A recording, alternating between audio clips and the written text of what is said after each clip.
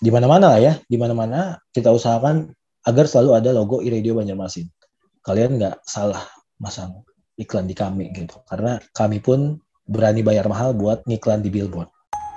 Radio Visit.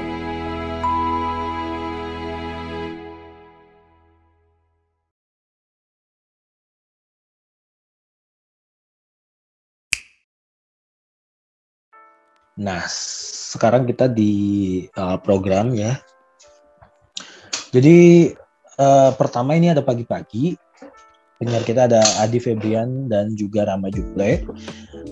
Sedikit tentang mereka.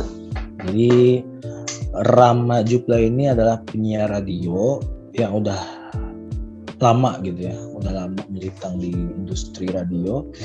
Kalau nggak salah tahun ini udah sekitar 15 sampai 16 tahun gitu ya di radio, dia siaran. Jadi sebelum di Radio Banjarmasin udah di radio mana-mana gitu, udah keliling di radio-radio lokal sampai akhirnya pelabuhannya di sini untuk saat ini ya. Usianya itu sekitar 35-an lah. Sementara Adi Febrian ini penyiar juga, cuman masih sekitar 3 tahunan gitu, 3 tahun ya. Sebelum di Radio Banjarmasin dia juga di radio lokal gitu. Jadi memang banyak teman-teman penyiar lokal ya yang mungkin merasa nggak berkembang di radionya sebelumnya begitu, dan akhirnya mencoba peruntungan bergabung di kita. Dan memang karena kualitasnya oke gitu ya kita terima begitu. Jadi banyak sekali penyiar-penyiar yang berpotensi namun terjebak dalam radio yang nggak berkembang. Nah itu sayangnya.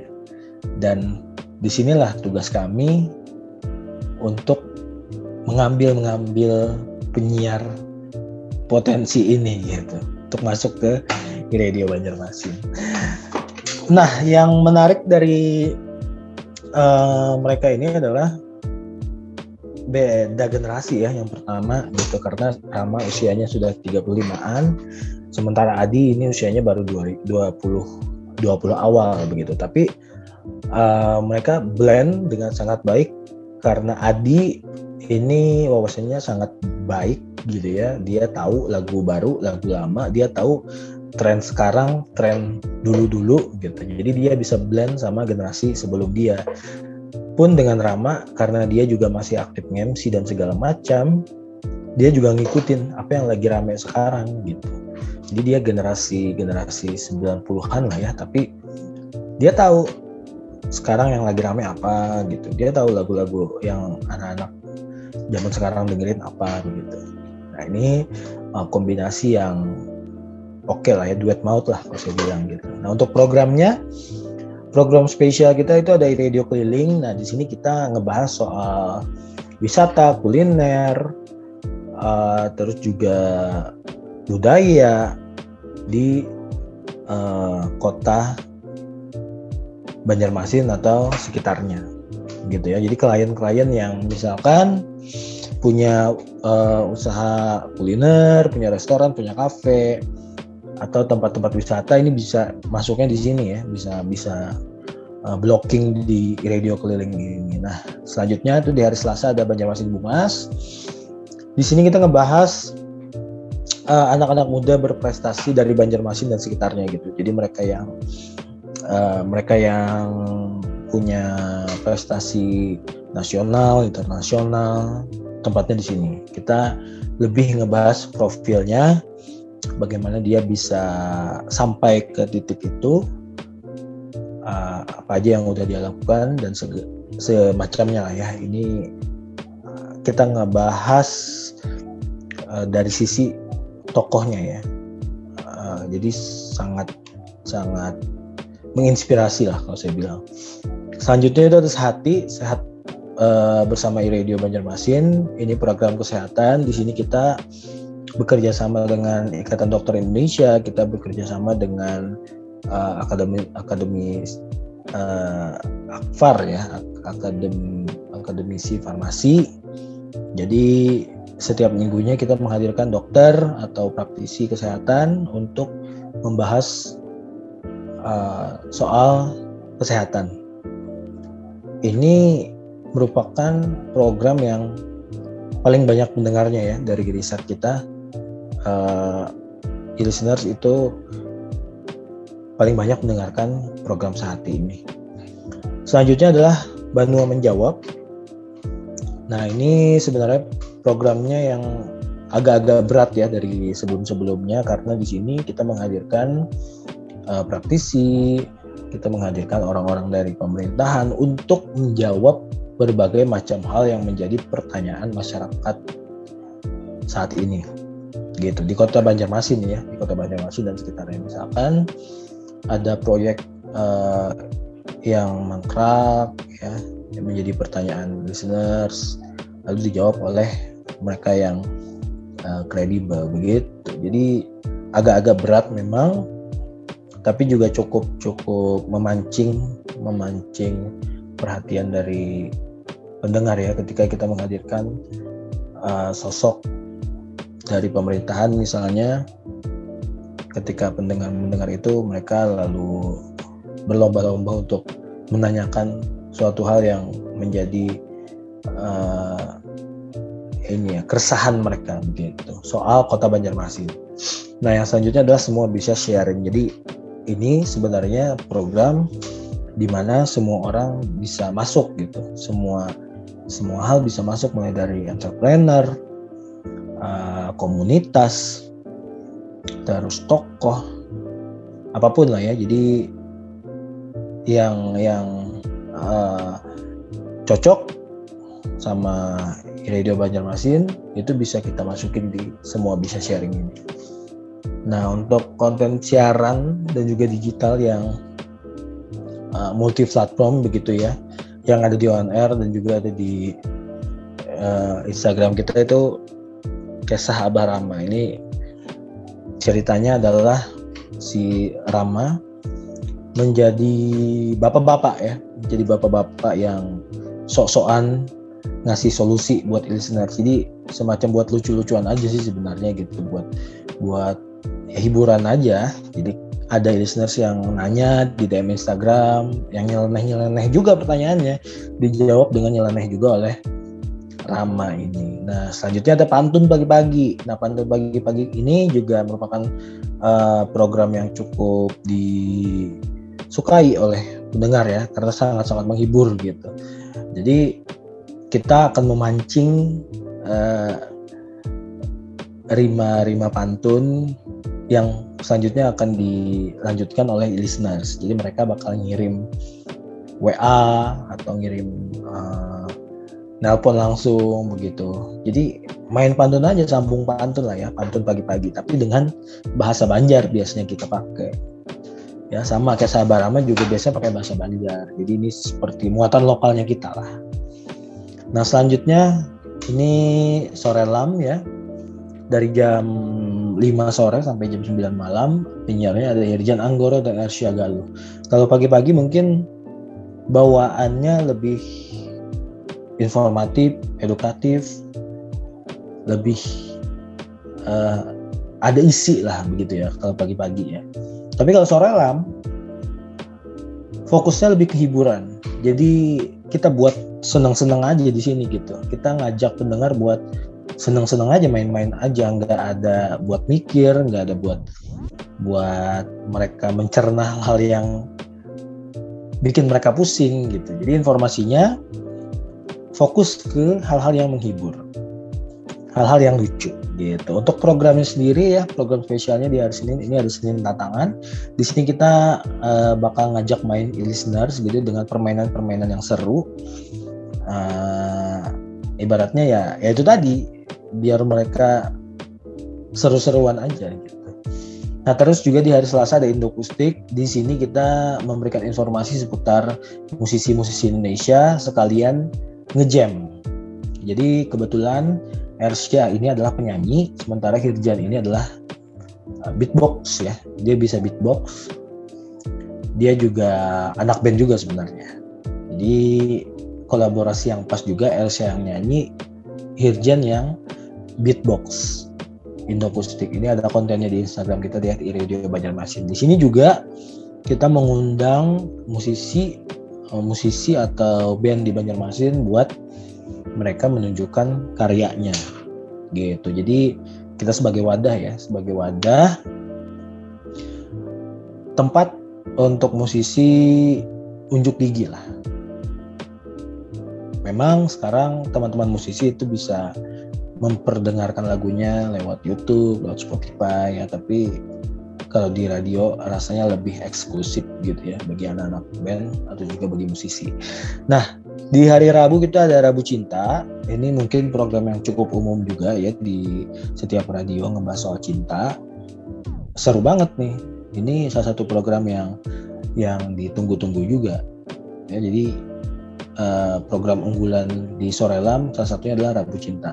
Selanjutnya ada Kesambet. Kesambet ini adalah singkatan dari Kemis Rembet. Nah, itu ketahuan sih ya kalau dari programnya, namanya aja udah Kesambet. Jadi kita ngebahas yang horor-horor di sini.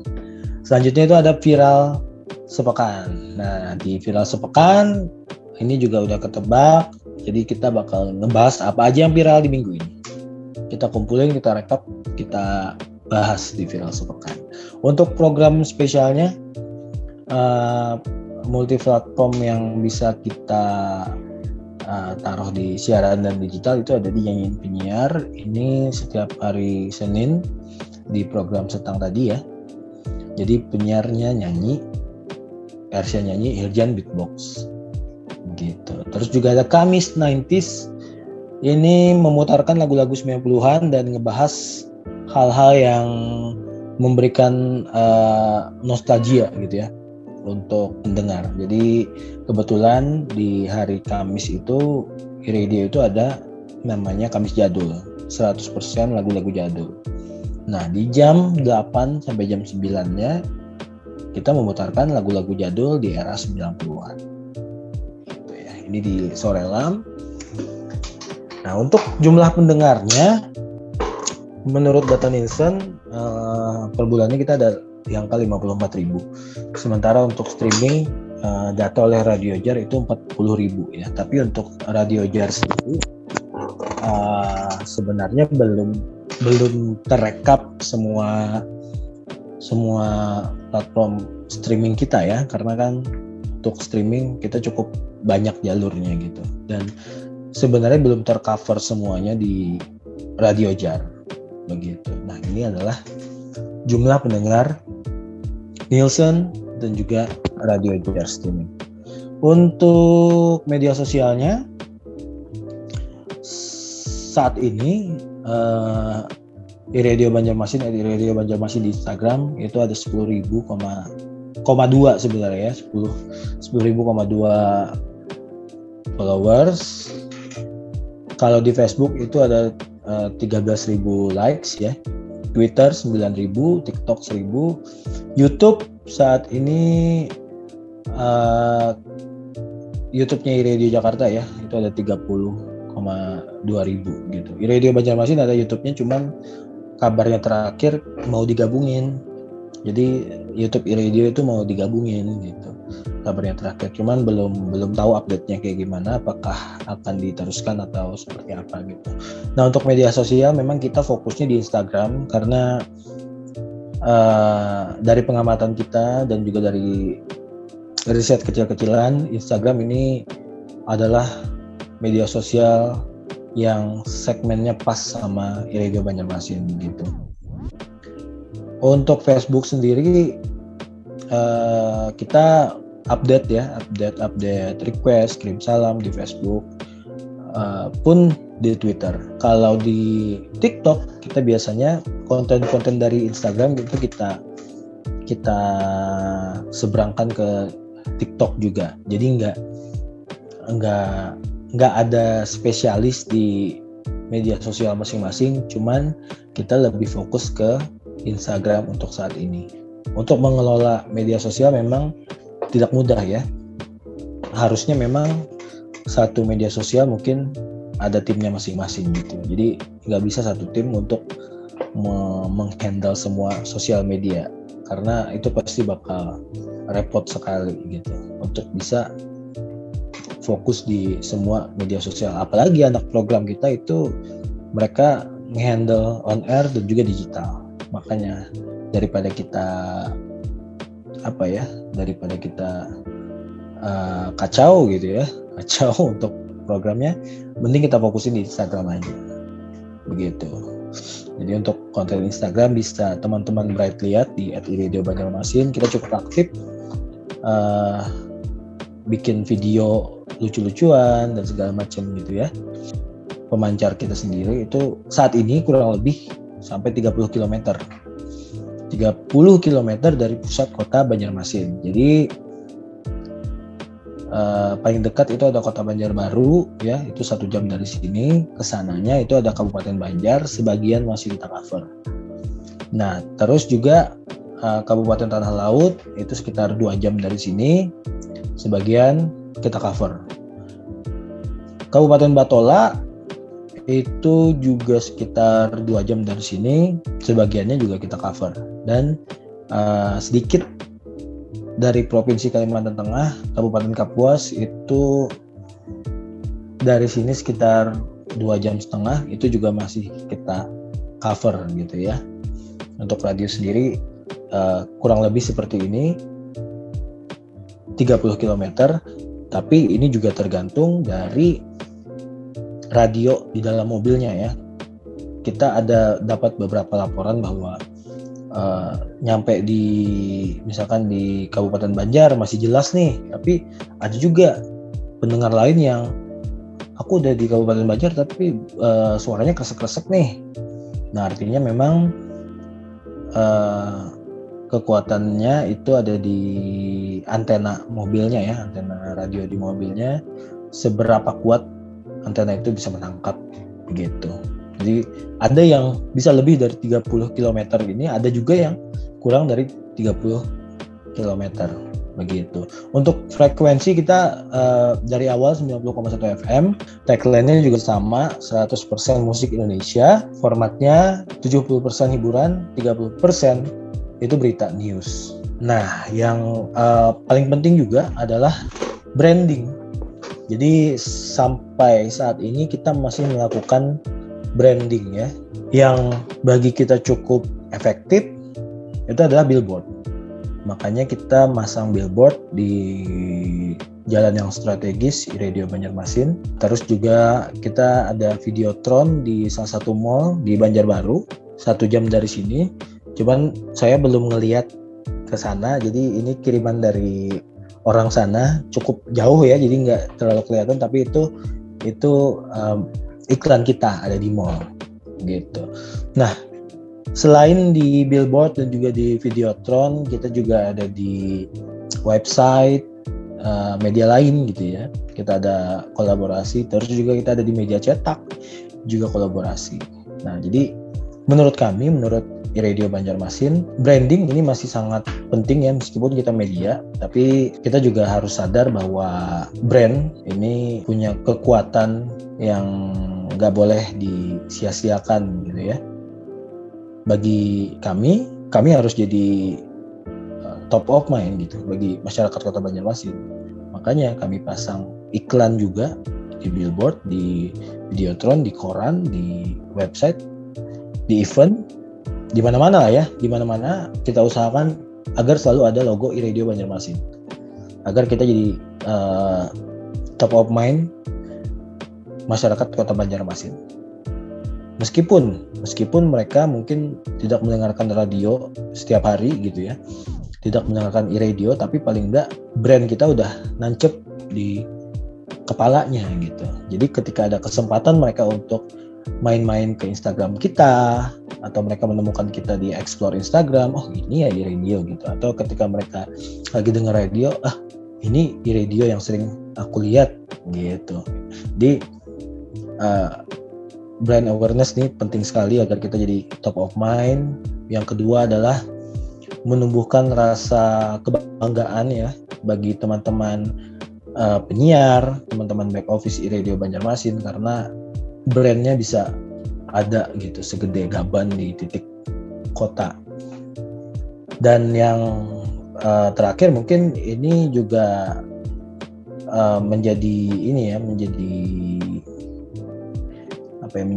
kepercayaan bagi brand untuk memasang iklannya di kami, begitu. Ya, jadi kebanggaan bagi kami, kepercayaan bagi brand bahwa iRadio Banjarmasin memang radio nomor 1 di Banjarmasin, begitu. Kita ingin ngasih tahu kepada klien bahwa kalian nggak salah masang iklan di kami gitu, karena kami pun berani bayar mahal buat ngiklan di billboard gitu. Kira-kira seperti itu untuk profil iRadio Banjarmasin ya.